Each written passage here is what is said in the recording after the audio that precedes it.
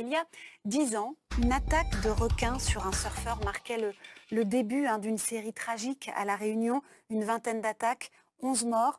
On va revenir avec vous, Éric Sintas, sur ce que l'on appelle la crise requin et vous nous parlez des conséquences sur le monde du sport, le monde du surf. Oui, on va rester sur ce plan sportif car cette crise touche la Réunion au niveau touristique aussi économique. On aurait pu en parler pendant une heure, mais on n'a pas trop le temps. Alors, c'est vrai que le surf et le bodyboard étaient des disciplines sportives phares à la Réunion sur les spots magiques de Saint-Leu et de Saint-Gilles. La Réunion qui a subi de plein fouet ces attaques. Je vais vous proposer une carte, comme ça on y verra plus clair. La Réunion, c'est effectivement sur la gauche les stations balnéaires, à droite un littoral plus sauvage qui se découpe.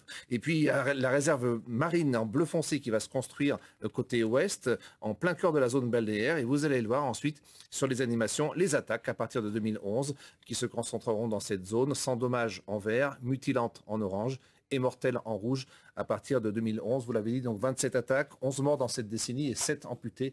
Le surf a payé très cher. Et l'élément déclencheur, c'est vrai, c'est la première victime, Éric Dargent, le surfeur méditerranéen qui vient s'installer du côté de la Réunion avec sa femme et ses enfants. Et le 19 février, devant Saint-Gilles, il est attaqué par un requin bulldog. C'est le premier témoignage que je vous propose de regarder. C'est quelque chose qui est toujours présent, c'est-à-dire qu'à chaque fois qu'il y a une attaque à La Réunion, à chaque fois qu'au niveau de l'actualité, on entend parler de La Réunion par rapport à ces dramatiques accidents, il y a toujours quelque chose en moi qui souffre. Et même 10 ans après, je voulais continuer à resurfer, je voulais continuer à vivre. Je savais déjà que j'allais retourner à l'eau. Cette première vague où je me mets debout, en travers, et ça marche, je suis là, ça glisse. Et cette sensation, j'ai encore des frissons de bonheur, quoi, parce que tu te dis, ça y est, j'y arrive, je glisse, c'est bon, je tiens debout. Mais aujourd'hui, j'ai plus ma jambe, c'est comme ça. Je ne peux pas faire machine arrière. Et j'ai été obligé aussi d'accepter ça. Ça a été long aussi d'accepter ça.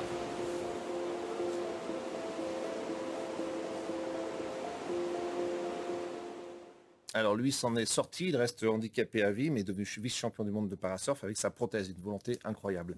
En revanche, Aurélie Schiller, c'est la vie de son frère Mathieu, bodyboarder professionnel et prof, qui a été happé par un autre requin bulldog le 11 septembre de cette même année.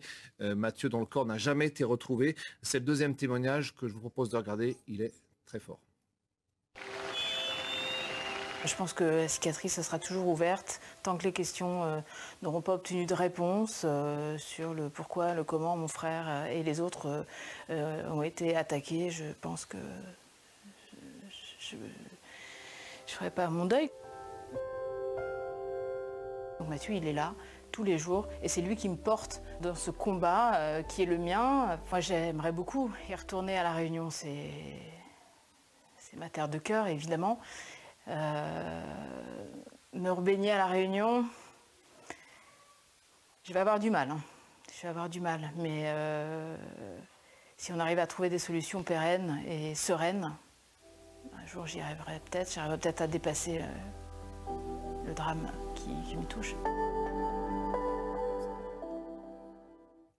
Éric Desmorts, ces témoignages difficiles qu'on entend et malgré tout, les surfeurs et bodyboarders ont continué. Oui, parce qu'ils avaient deux choix en fait, rester sur place et pratiquer leur sport avec une menace pour leur vie bien sûr, ou alors le pratiquer ailleurs. Vous allez le voir dans ce reportage effectué aux Canaries, l'exemple d'Amaury Laverne, double champion du monde de bodyboard, qui lui a choisi l'exil espagnol, et puis celui de deux autres jeunes réunionnais qui l'ont rejoint, qui ont tenté de tenir à La Réunion mais qui n'y sont pas parvenus.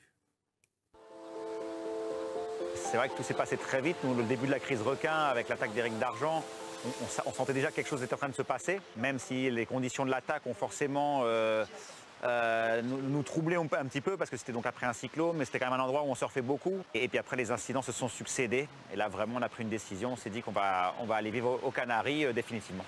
C'est l'exil, Amaury quitte tout et s'installe à Galdar, il reconstruit sa vie, mais Robin Legros et Fabien Tazard, les deux élèves de Mathieu Schiller, vont essayer encore de surfer sur l'île. Ils n'y parviendront jamais véritablement, la peur au ventre. Moi j'ai continué à surfer, malgré la crise, malgré mes peurs, j'ai continué et j'ai surfé à l'instinct. Mais je me disais que voilà, je pouvais partir demain, quoi, que c'était vraiment la roulette russe. Il y a 4 ans, après l'attaque dans les filets, d'où on était avec Fabien, ça a fait un gros boom. Du genre, là ça y est, on en a marre. ça m'a aidé et je me suis dit peut-être qu'il y a un endroit où je me sentirais bien et s'il y en a un, et ben, c'est bien aux Canaries.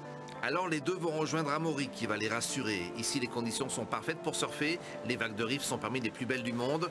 Amaury Laverne reste optimiste et veut croire encore au miracle d'un retour à la normale, à La Réunion. Je pense que La Réunion va s'en sortir parce que les choses évoluent.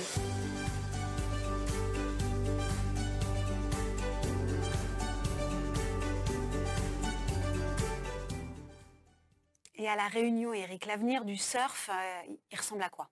Il repart, on y croit, il y a un espoir, parce que Amaury Laverne, vous l'avez entendu, y croit. On a testé les systèmes de filets anti-requins, alors ça n'a pas beaucoup marché, mais au moins on essaie des choses, et c'est l'homme qui va trouver des solutions face à cette menace.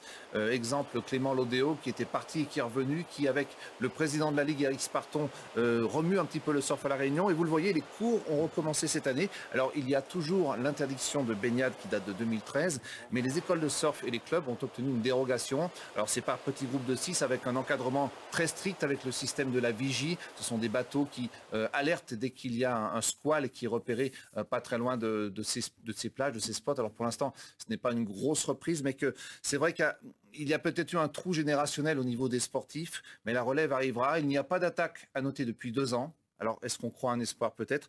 Le plus bel exemple, d'ailleurs, ce sont les 2 surfeurs réunionnais qui représenteront la France aux Jeux Olympiques. Ce sont des réunionnais, c'est Jérémy Flores et Johan Defay. Donc, eux portent le flambeau, mais ils avaient quitté l'île avant cette crise.